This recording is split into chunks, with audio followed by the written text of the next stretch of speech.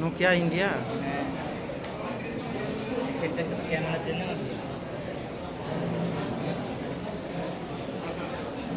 আচ্ছা, এখানে প্রথম বর্ষের কারোর কাছে কি ডিএসএলআর ক্যামেরা আছে?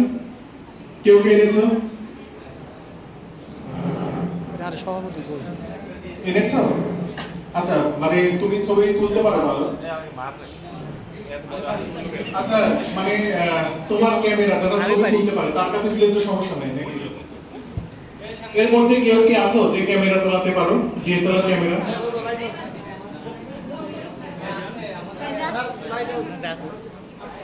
ঠিক আছে।